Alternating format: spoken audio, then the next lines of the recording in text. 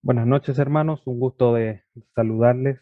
Le voy a invitar que inclinen su rostro. Vamos a orar para ya ir a la tercera sesión de nuestra serie o estudio bíblico de la membresía. Así que vamos a orar. Padre Santo, te agradecemos en esta hora, este tiempo que tú nos concedes de estar nuevamente aquí delante de tu presencia y frente a tu palabra para seguir estudiando respecto de este tema que es tan importante, que es la membresía de la iglesia. Gracias por los estudios que ya hemos tenido y por este que vamos a realizar el día de hoy. Te pedimos, Padre bendito, que tú nos ayudes a comprender tu palabra para ver lo importante que es la membresía, porque tú lo has dejado así establecido en tu palabra.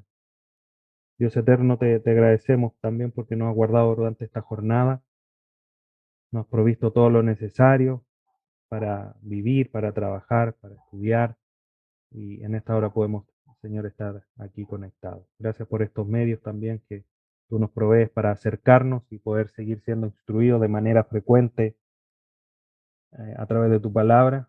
Y te pedimos, Padre Santo, que todo esto que hagamos en esta hora sea de mucha gloria para tu nombre y de mucho beneficio también para nosotros. Queremos honrarte como iglesia local y entendemos que este es uno de los temas principales que debemos de manejar y tener muy presente para poder saber conducirnos en tu casa, como dice tu palabra, que es la iglesia del Dios viviente. Gracias, Dios bendito. Dirígenos en esta hora, te lo rogamos a través de tu Hijo Jesús. Amén. Bien, hermanos, vamos entonces hoy día con la sesión número 3 de nuestro curso de membresía en la iglesia, subtitulado como Siendo parte del cuerpo de Cristo. A modo introductorio, y antes ya de ir de lleno al tema, quiero invitarles a que meditemos en un versículo, como ya es nuestra costumbre para introducir al tema, y ustedes lo están viendo ahí en sus pantallas. Vamos a meditar un poquitito rápidamente en primera carta a los Corintios, capítulo 12, versículo 27. Eh, Les recuerdo, como siempre, que estoy utilizando la traducción Nueva Biblia de las Américas para nuestros estudios, como de ir conociendo, ir eh, familiarizándonos con esta traducción. Dice este pasaje, primera carta a los Corintios 12, 27. Ahora bien, ustedes son el cuerpo de Cristo y cada uno individualmente un miembro de él. Intencionalmente puse colores aquí en el versículo para resaltar. Obviamente en la escritura esto no está, pero quise resaltar algunas ideas importantes. Primero, ustedes, y la palabra individualmente, haciendo como un contraste, un paralelo. Son las personas, cada una en particular, no, no por familia, si bien obviamente se reconoce eso como la unidad fundamental de la sociedad establecida en su palabra y la importancia de las familias bien constituidas en la iglesia, eh, pero en términos de iglesia, como ya lo hemos estudiado, se es individualmente. Cada uno es importante, cada uno ocupa un espacio importante. Después tenemos estas palabras ahí en azul o celeste, son el cuerpo de Cristo, y la segunda parte, miembros de él. Son miembros. O sea, ustedes son individualmente miembros. Entonces, vemos que aquí obviamente lo colectivo es importante, pero es porque la unidad de distintos individuos forma un todo, forma el grupo. En este caso, el grupo es el cuerpo de Cristo. Por lo tanto, pasamos a formar parte de él. Y esto ya obviamente va sumando antecedentes para el hecho de poner en el lugar correcto de importancia respecto de la membresía en la iglesia. Ser miembro de la iglesia es ser miembros de Cristo. Y de ahí la seriedad que se le debe dar. Como vamos a ir viendo en el desarrollo del curso, Vamos a ver por qué es importante comprometerse, qué es lo que es la membresía. Hoy día vamos a ver un tema que también es importante, que tiene que ver justamente con esta introducción, que nos podríamos preguntar desde ya, ¿dónde sales en las escrituras esto de la membresía en la iglesia? ¿Por qué es tan importante? Bueno, aquí, a modo de introducción, vemos esa importancia. El ser miembros de la iglesia es ser miembros del cuerpo de Cristo de manera individual. Aquí no importa el apellido, aquí no importa de dónde venga, individualmente, cada uno forma parte del cuerpo de Cristo. Y eso ya, solamente mencionándolo de esa forma, le da una relevancia, una importancia que, aunque suene un poco exagerado, no tiene algún punto de comparación. Podemos ser miembros de la junta de vecinos, miembro de algún grupo de directorio, miembro de algún otro club social, etcétera, etcétera, pero nada se compara con ser miembros del cuerpo de Cristo. Y eso es que es importante que nosotros lo tengamos siempre en cuenta, sobre todo hablando de la membresía en la iglesia. Entonces, hoy día, hermanos, teniendo esta realidad que acabamos de ver a través de este versículo muy introductorio, muy superficialmente, vamos a ver los principios bíblicos de la membresía. Porque como preguntaba recién, cada uno podría preguntarse o podrían preguntarnos, ¿de dónde sacan ustedes el tema de la membresía? ¿Por qué es tan importante? ¿Por qué hay iglesias que no le ponen el énfasis y ustedes son tan estrictos con el tema de la membresía? Bueno, esto no tiene que ver con pensamientos humanos, no tiene que ver con eh, alguna idea que a alguien se le ocurrió, sino que tiene que ver con que la palabra de Dios nos enseña. Quizás no, las escrituras no son tan específicas en el sentido de, por ejemplo, decir, para la iglesia usted tiene que tener un listado de todos los miembros con su fecha de nacimiento, su fecha de ingreso, cuándo se bautizó.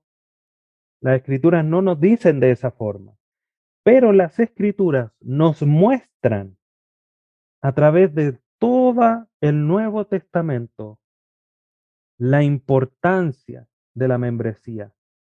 La deja entrever en muchos pasajes y eso es lo que vamos a ver el día de hoy. En esta primera parte vamos a ver esos principios bíblicos y vamos a hacer un recorrido muy rápido a través de la formación de la iglesia, ahí en Hechos. Entonces les voy a pedir que abran sus Biblias en Hechos y vamos a ir viendo varios pasajes.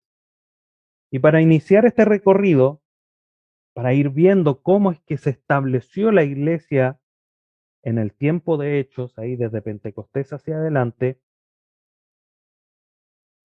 y cómo eso fue sentando las bases de lo que es la membresía y por qué es importante. Entonces, lo primero que vamos a hacer, vamos a ir a la iglesia en Jerusalén. Es casi como hacer un viaje al pasado, si es que tuviésemos esa posibilidad, por supuesto.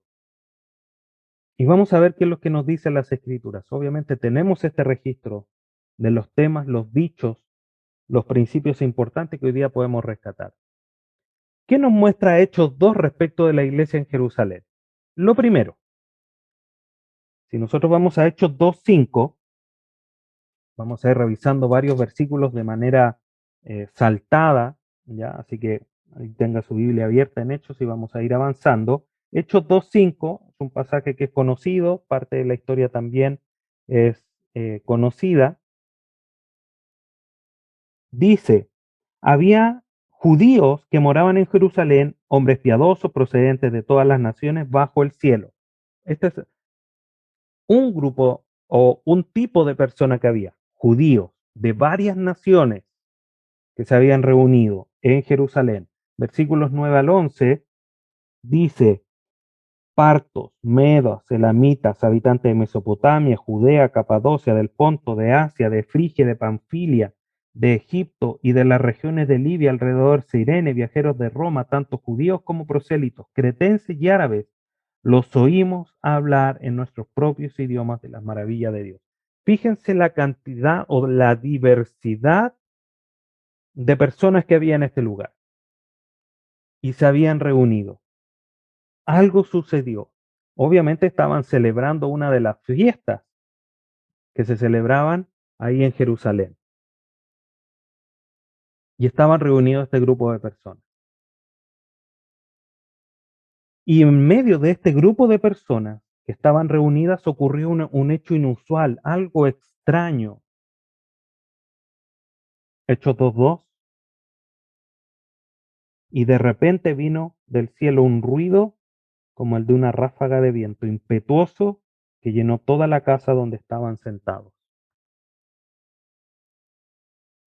Todas estas personas fueron testigos de esto, la acción sobrenatural de Dios para cumplir su promesa, que era la llegada del Espíritu Santo, que como dijo el Señor Jesús, moraba en medio de ellos, pero que ahora iba a morar en ellos, en los creyentes.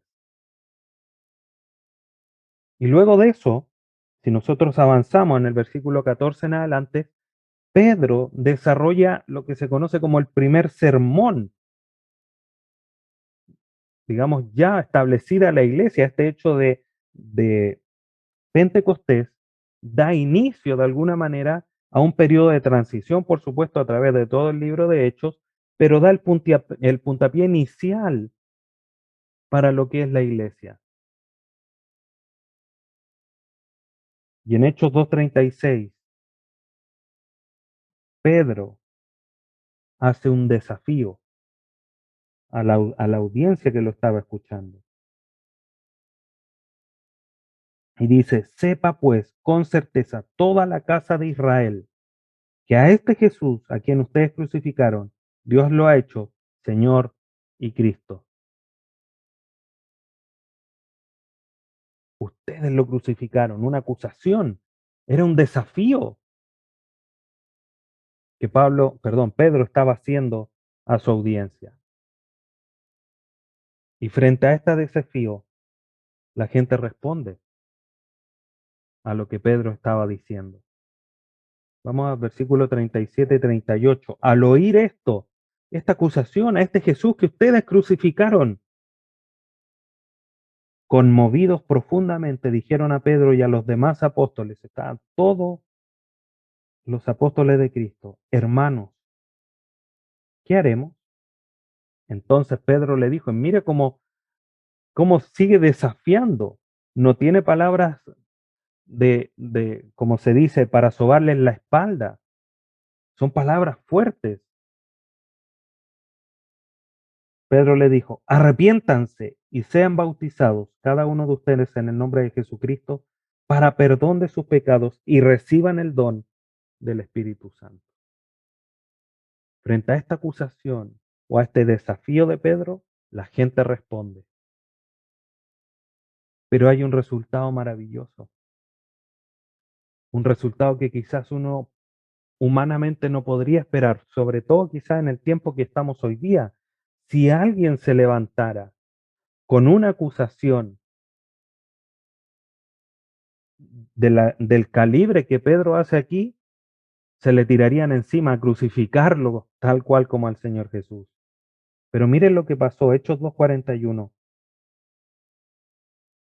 Entonces los que habían recibido su palabra fueron bautizados y se añadieron aquel día como 3,000 almas. Mire el efecto de la predicación del Evangelio, de este primer sermón. Pero quiero aún más que pongan atención a la palabra que resalté. Entonces los que habían recibido su palabra fueron bautizados y se añadieron. ¿A qué se añadieron? ¿En dónde estaban siendo contados aquellos que estaban siendo bautizados? Entonces es importante que empecemos a ver estos términos que Lucas, el escritor de Hechos, empieza a manifestar en los escritos y que nos dejan a nosotros entrever de una manera clara, no entre sombras, que se estaba formando un grupo especial de personas que llevaban una contabilidad. Añadieron aquel día como 3000 almas. Añadieron. Insisto en que le pongamos eso, hermano. Es importante que cuando leamos pongamos atención a los términos que están aquí descritos. Entonces, luego de todo de este inicio, de este puntapié inicial, como decía, comienza a desarrollarse la historia, empieza a haber crecimiento, pero también persecución de la iglesia. Entonces, vamos viendo rápidamente a través del libro de los Hechos cómo se va desarrollando esta historia. Entonces, las personas comenzaron a formar un grupo y por eso si era hincapié, reforzaba la idea del se añadieron. Pero miren, vamos un poquitito más adelante, del 42 al 45 del mismo capítulo 2 de Hechos, dice, y se dedicaban continuamente a, a las enseñanzas de los apóstoles, a la comunión, al partimiento del pan y a la oración. Sobrevino temor a toda persona y muchos prodigios y señales se hacían por los apóstoles. Todos los que habían creído estaban juntos y tenían todas las cosas en común. Vendían todas sus propiedades y sus bienes y los compartían con todos según la necesidad de cada uno. ¿Notan la idea, hermanos, de cómo este grupo empieza a tener distintivos? Era un grupo que se reunía, se dedicaba constantemente a cuatro grandes acciones: enseñanza, la comunión, al partimiento del pan y a la oración. ¿Qué no es eso? Sino que el inicio de los cultos como los tenemos el día de hoy. Ellos obviamente lo hacían o en el templo o en las casas, pero hay un grupo que se está formando, un grupo que era conocido entre ellos. ¿Por qué podemos saber eso o deducir eso? Es porque según las necesidades de cada uno había un conocimiento. Cuando se decía el hermano, no sé, Francisco, sabían perfectamente quién era, dónde vivía, quizás quién era su esposa, cuáles eran sus hijos, cuándo había ingresado al grupo. No era alguien al azar, no era cualquier persona, estaba identificado y también sus necesidades. Por lo tanto, este grupo compartía no solamente continuamente, sino que también todos los que creían estaban juntos, unánimes, en comunión y tenían todas las cosas en común. Había una vida íntegra, una vida compenetrada entre todos los que estaban formando este grupo. Entonces, vamos notando, hermanos, cómo es que la membresía se empieza a instalar en medio del desarrollo de la historia de la iglesia, del nacimiento de la iglesia. Como mencionaba recién, este grupo comienza a tener distintivo, versículo 46.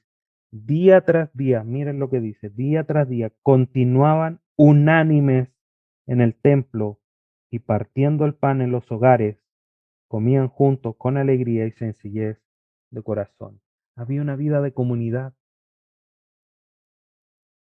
Iban al templo, se les era enseñado, compartían la oración, el partimiento del pan. Eso hace referencia, obviamente, eh, la comunión, a la Santa Cena, el partimiento del pan, a tiempos de compartir, digamos, de una manera más, más flexible, por decirlo así, o más libre, pero también día tras día continuaban unánimes en el templo, se reunían persistían en las enseñanzas, era su norte, era lo que los animaba, era parte de su actividad diaria. Y también participaban juntos en los hogares. No iban a cualquier hogar, iban a los hogares de aquellos que habían creído, que eran parte de este grupo con los que partían el pan, tenían comunión, compartían la enseñanza. Y este grupo continuó creciendo. Versículo 47. Alabando a Dios y hallando favor con todo el pueblo. Miren, lo increíble que sucede aquí, cómo el pueblo comienza a distinguirlos a ellos. Y el pueblo tenía favor porque ellos tenían una forma de ser que el pueblo hasta este punto les tenía cariño, por decirlo así. En la segunda parte del versículo decía, y el Señor añadía cada día al número de ellos los que iban siendo salvos. Añadiendo. ¿A qué? A este grupo, para que conocieran sus necesidades, para que fuese enseñado, para que tuviera comunión, para que compartieran el partimiento del pan, para que oraran juntos. Añadían. No era que se convertían, se bautizaban y quedaban en el aire. Se unían al grupo, formaban parte de este grupo. Y debemos notar, hermano, aquí no hay un ánimo solamente de crecer en número. Porque si vamos a Hechos capítulo 5, avanzamos un par de capítulos, esta es una historia conocida, Ananías y Zafira, ya sabemos que ellos se pusieron de acuerdo para mentir y restar una cantidad del dinero por los que habían recibido por vender una de sus propiedades. Y a Pedro no le tembló la mano, por decirlo así, en enjuiciar el mentir al Espíritu Santo. Y definitivamente decirle, vas a caer muerto. Y después cuando vino eh, cuando entró la mujer a decir lo mismo, no tuvo reparos en también manifestarle que iba a morir. ¿Y qué sucedió? Versículo 11. Y vino un gran temor sobre toda la iglesia y sobre todos los que supieron estas cosas. Noten cómo comienza a tornar el grupo, el añadieron, ahora se empieza a identificar con un nombre. Y sabes, esta no es la primera ocasión, pero a través de los versículos que hemos revisado, vino un gran temor sobre la iglesia, este grupo de los que habían creído en el Señor, que se bautizaban y que se disponían en el grupo a ser enseñados, a tener comunión, a partir el pan, la oración, a estar en el templo, a compartir en los hogares. Entonces vemos cómo es que se va consolidando esta idea de la membresía con una prioridad desde el punto de vista, si lo ponemos en términos actuales, del liderazgo por la santidad del grupo. El grupo no puede hacer lo que quiera, debe obedecer a Dios. Y este grupo que se empieza a formar también comienza a tener las primeras necesidades ahí en Hechos capítulo 6. Por aquellos días, al multiplicarse el número de los discípulos, surgió una queja de parte de los judíos helenistas, judíos griegos, en contra de los judíos nativos, de los judíos naturales de Jerusalén, porque sus viudas eran desatendidas en la distribución diaria de los alimentos. Y esto generó una necesidad y se formó la primera reunión de miembros para definir ¿Qué es lo que iba a suceder? El liderazgo dijo, no es justo que nosotros desatendamos la oración y la enseñanza por servir las mesas. Así que ustedes, miembros, discípulos, escojan de entre ustedes, dice la historia, a 7 varones, no cualquiera, sino que con buen testimonio, íntegros y con la aprobación, dice el versículo 5, de toda la congregación escogieron, y sale el listado de los escogidos. ¿Cómo supieron a quiénes escoger?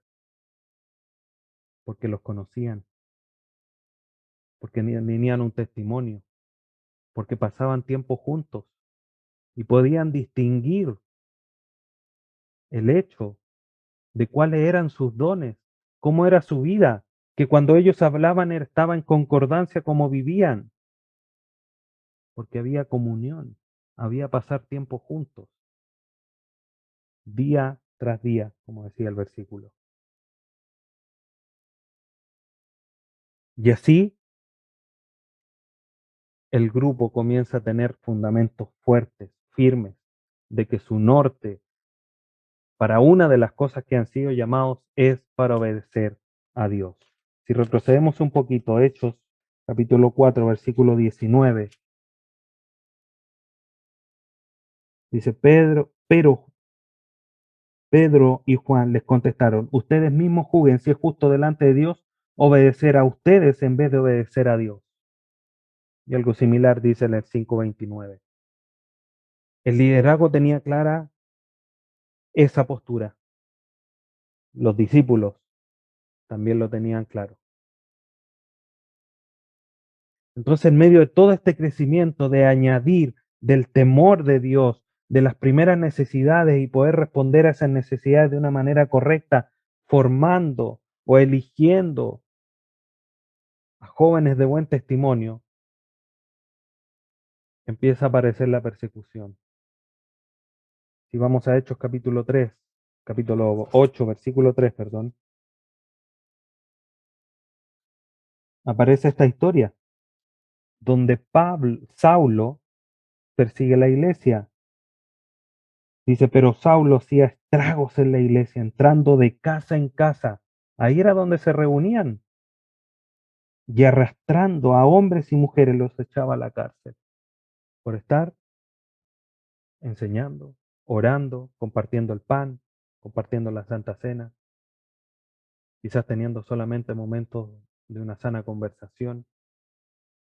Y en medio de esa situación de crecimiento, de ánimo, de cubrir las necesidades de los demás, aparece la persecución, personificada en Saulo, pero la persecución de ahí en adelante fue en una escalada importante a través del tiempo. Pero a pesar de eso, la proclamación del Evangelio no disminuyó. Esta persecución concluyó o resultó, como dice el versículo 4 de este mismo capítulo, así que los que habían sido esparcidos iban predicando la palabra. Me pregunto, hermanos, ¿qué haríamos nosotros si nos persiguieran y fuéramos esparcidos? Si iríamos predicando la palabra. Y me puedo equivocar, pero creo que guardaríamos silencio por temor. Pero aquí los hermanos no, fueron y predicaban. Y la iglesia siguió creciendo. Y así es como muchos más fueron incluidos en este grupo, la iglesia. Los gentiles creen. Si avanzamos un par de capítulos, Hechos capítulo 11, versículo 18.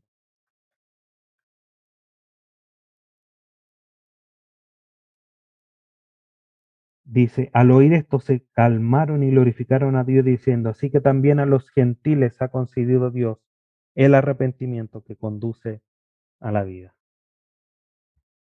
Por la persecución se dispersaron, pero los que fueron dispersados siguieron predicando esto que los unía, que estaba siendo el pegamento, el cemento entre medio de los ladrillos que era la predicación del Evangelio. Como dijo Pedro en el primer sermón, a este que ustedes han crucificado era Jesús y Dios lo ha hecho Señor y Salvador. Y eso es parte esencial de la iglesia. Era lo inicial con el cual se distinguía a quién iba a ser añadido a este grupo, a la iglesia. Entonces, luego del crecimiento y la persecución, la iglesia siguió expandiéndose.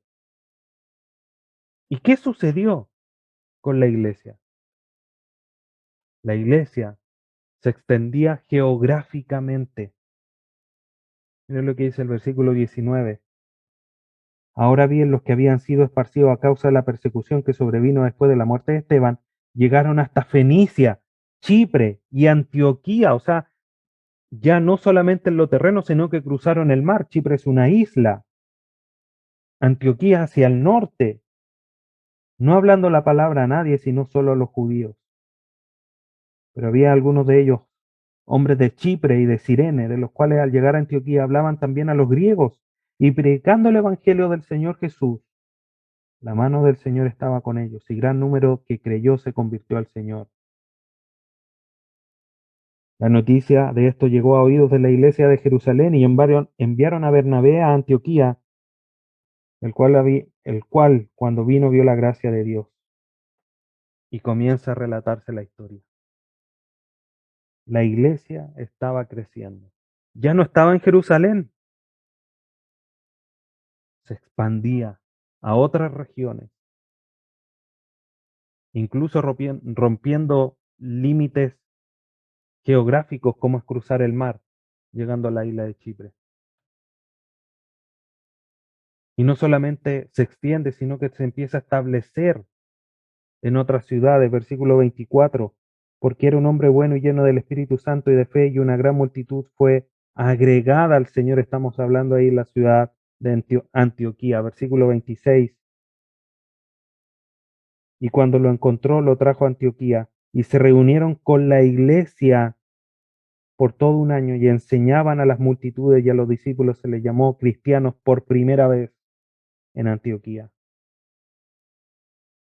La iglesia comenzó a asentarse en distintas ciudades, comienza a florecer las iglesias locales y se comienza a repetir el patrón. Lo vemos aquí en este versículo, todo un año, y enseñaban.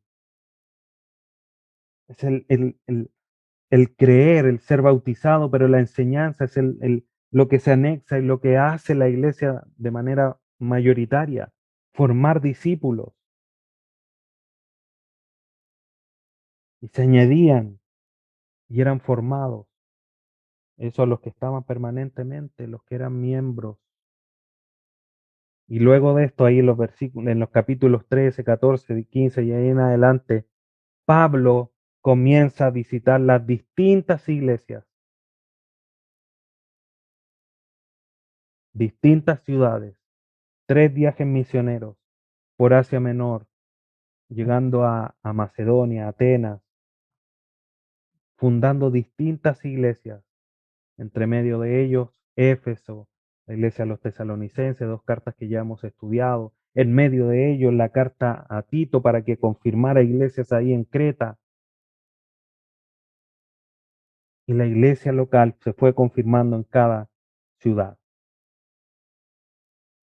Todo esto, hermanos, que hemos revisado así tan rápidamente, fue solamente para que se hiciera realidad la promesa de Hechos capítulo 1, versículo 8, que dice, pero recibirán poder cuando el Espíritu Santo venga sobre ustedes y serán mis testigos en Jerusalén, en Judea y Samaria y hasta los confines de la tierra.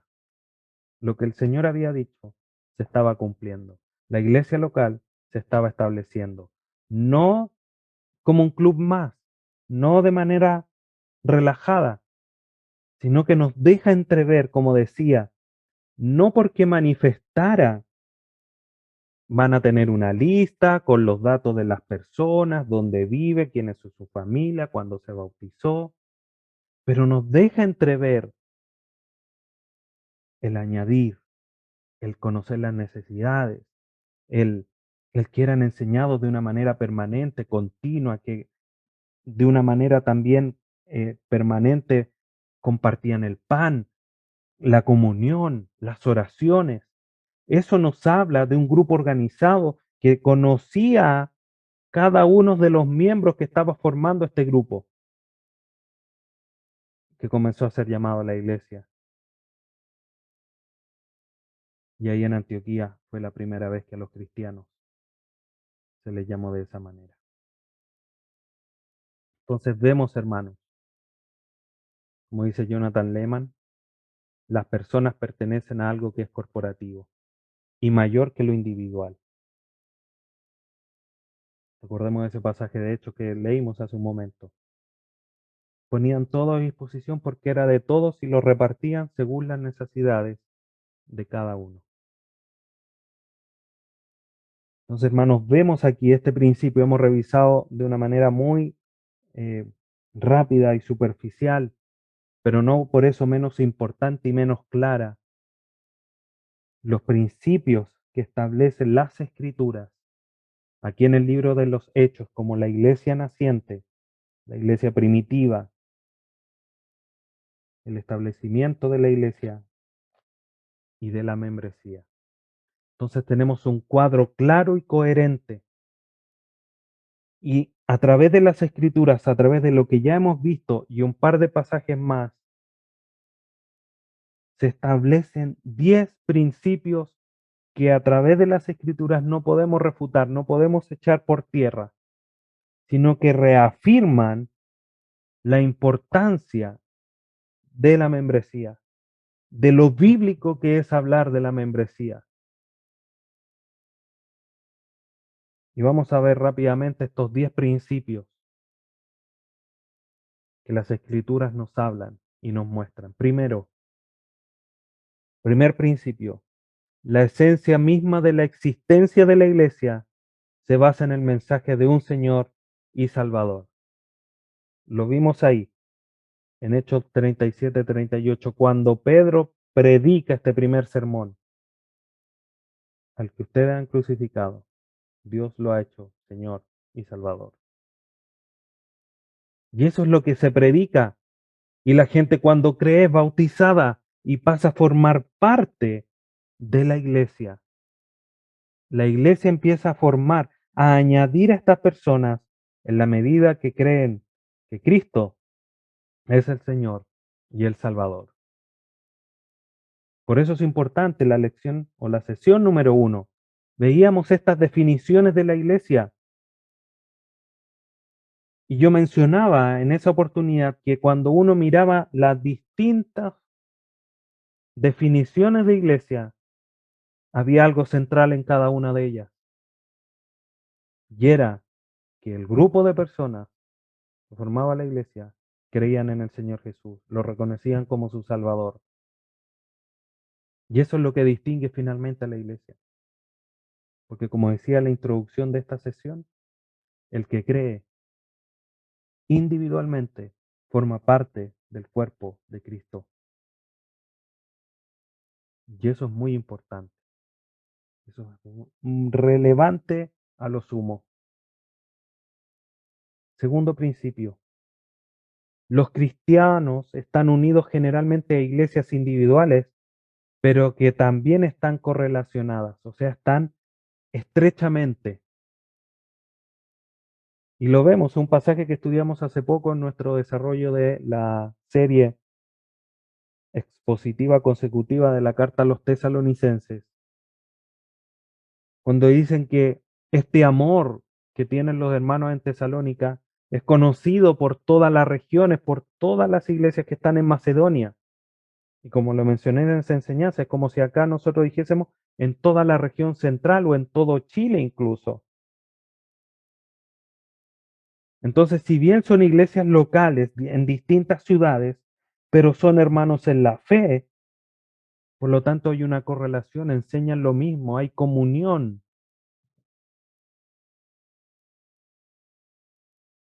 Y lo vemos eso en las escrituras.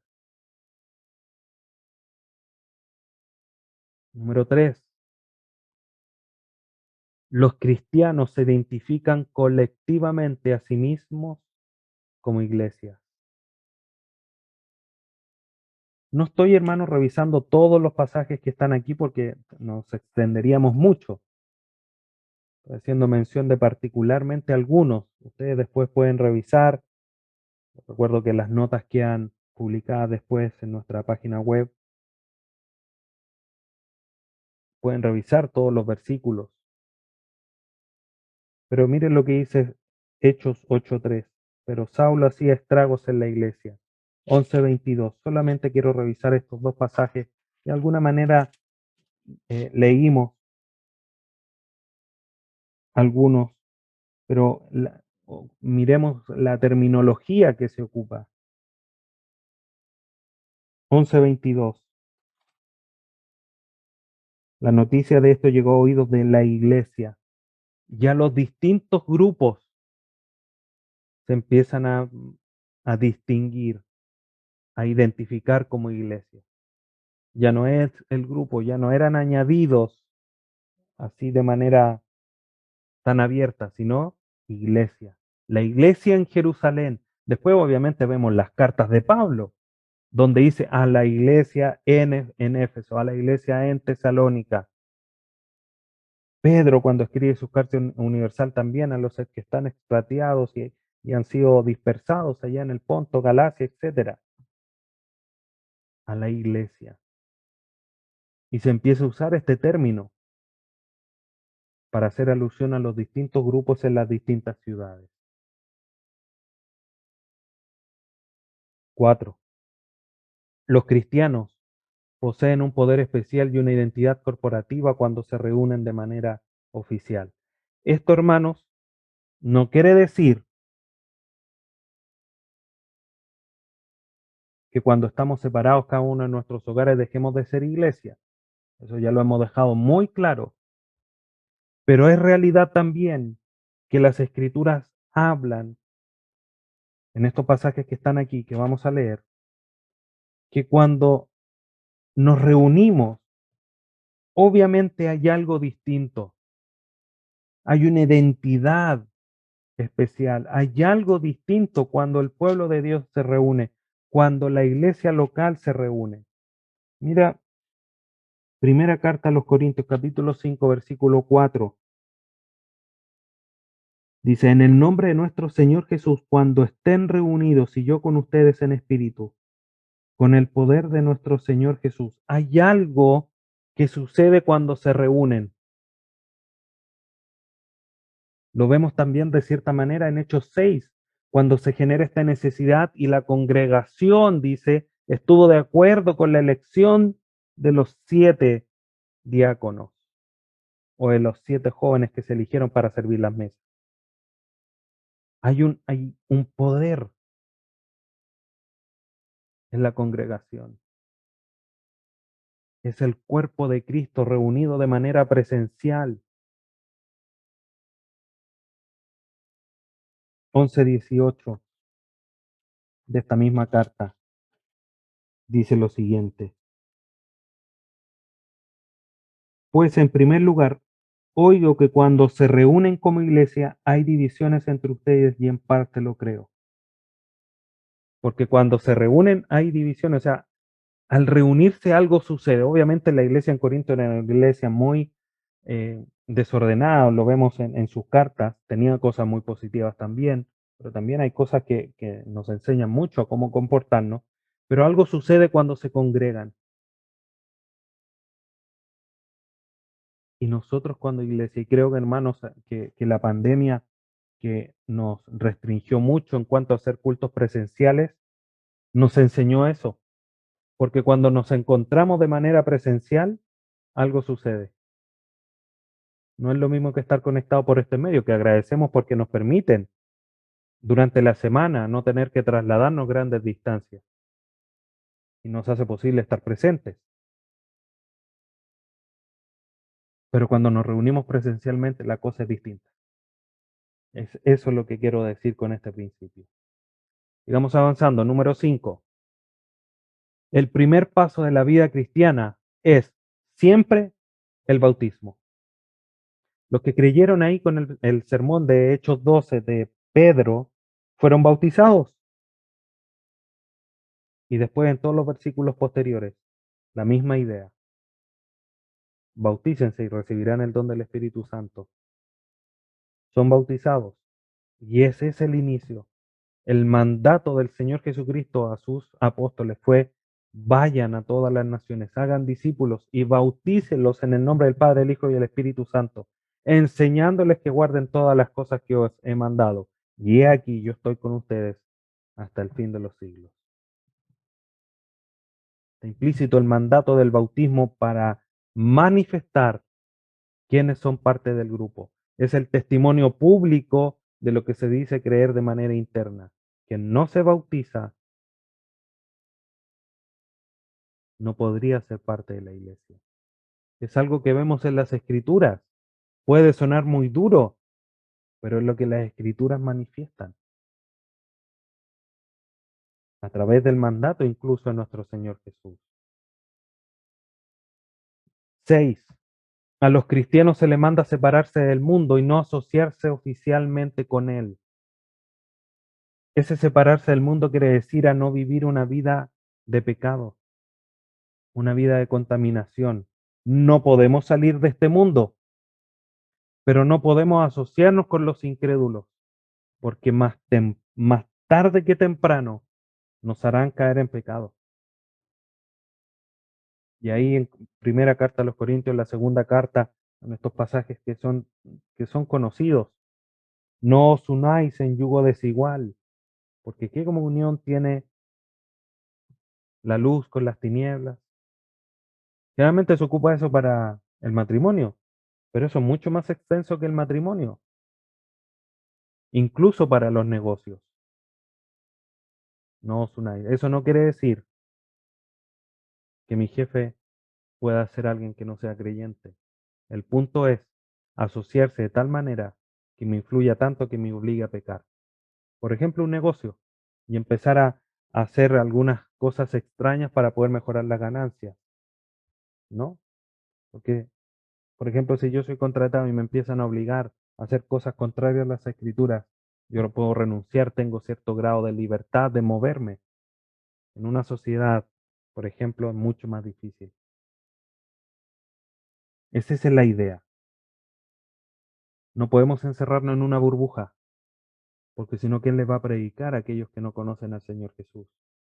El punto es no asociarse, porque no tenemos comunión con ellos, no porque seamos mejores, porque Dios nos ha escogido y somos parte del cuerpo de Cristo. Número 7. La vida, la autoridad de la iglesia local moldea la vida de sus miembros y la dirige. Primera carta a los Corintios 5:11.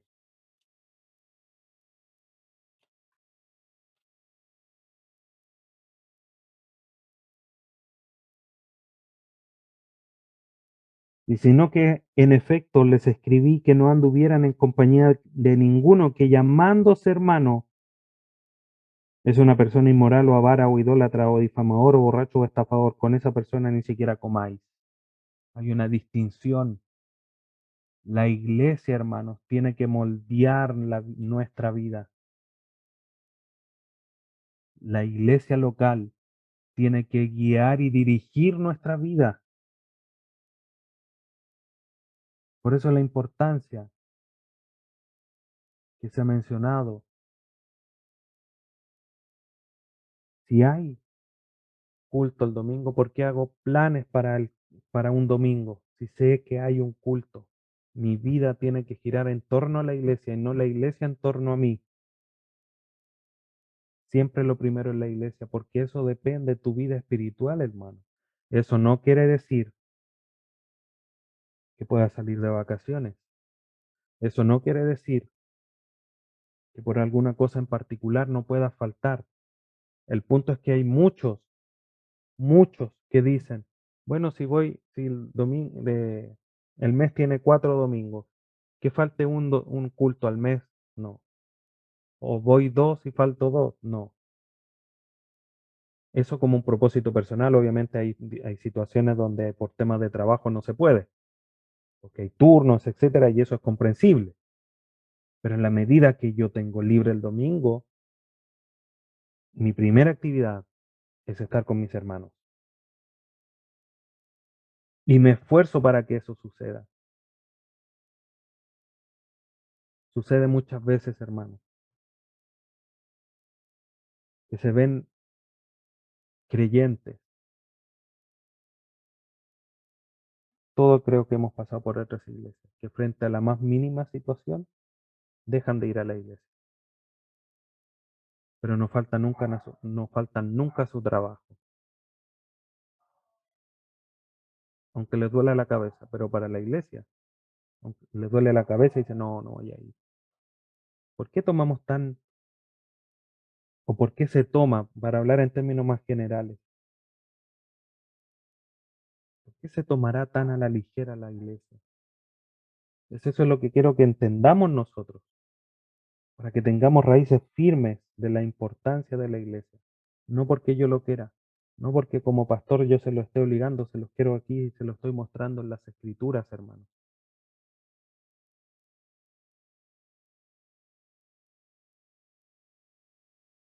8. A los líderes cristianos se les hace responsable por sus ovejas en particular. Vamos a salir un poquitito del libro de Hechos, vamos a ir a la primera carta de Pedro, capítulo 5, versículo 2. Pastoreen al rebaño de Dios entre ustedes, velando por él, no por obligación, sino voluntariamente como quiere Dios, no por avaricia del dinero, sino con sincero deseo. Dios ha establecido el liderazgo y ese liderazgo es responsable de velar por las ovejas que Dios le ha entregado,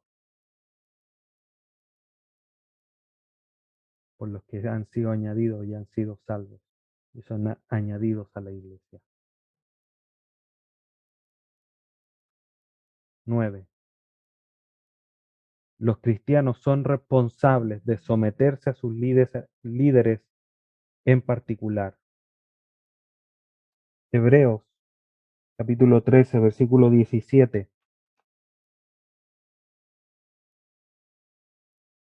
Y esto no solamente a través de estos versículos, lo vemos de alguna manera en los versículos que revisamos en Hechos, hermanos. O sea, los apóstoles, el liderazgo de la iglesia enseñaba,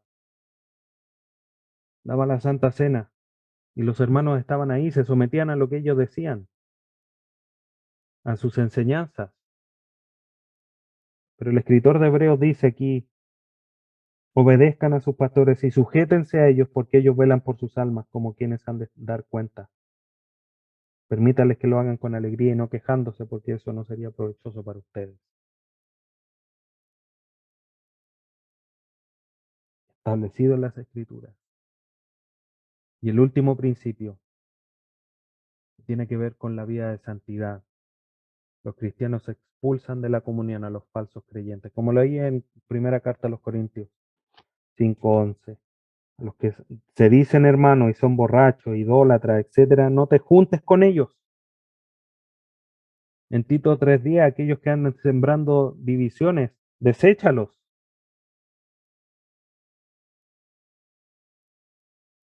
A los falsos creyentes no se les permite estar dentro de la iglesia, porque la iglesia es la manifestación física del cuerpo de Cristo. Y en el cuerpo de Cristo no hay falsos creyentes.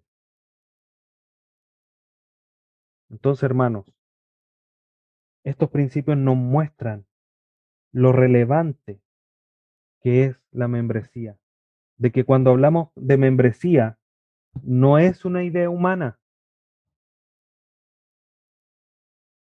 sino que es Dios por medio de su palabra que nos deja estos principios para que nosotros entendamos y posicionemos a la iglesia en el lugar correcto, en nuestra mente, en nuestro corazón, en nuestra vida. Y para que además podamos conducirnos de una manera correcta en su casa, en la iglesia del Dios viviente, que es el cuerpo de Cristo. Entonces, cuando hablamos de ser creyente, significa ser parte de la iglesia. Por eso, como mencionábamos la sesión anterior, alguien que dice, creo en Dios, pero no en la iglesia, es una incongruencia, porque el creyente pasa a ser parte, cada uno de manera individual, del cuerpo de Cristo. Si no se cree en la iglesia, no se puede ser parte del cuerpo de Cristo. Dicho de otra manera, ser miembro de la iglesia significa ser uno que constituye la iglesia y por lo tanto miembro del cuerpo de Cristo.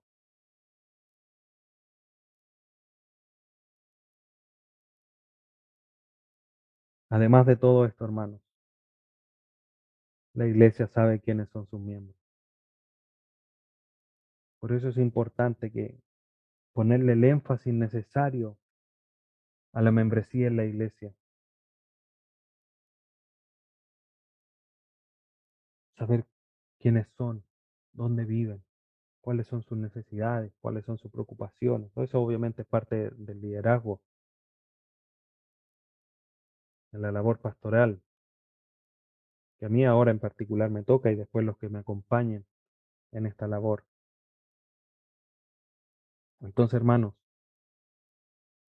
hay principios que nos manifiestan aquí el tema de la membresía. Insisto, esto no es una invención humana, lo vemos claramente en las Escrituras. Y el Señor nos ayude para que todo esto, hermanos, lo primordial, lo esencial es poner a la iglesia en el lugar correcto.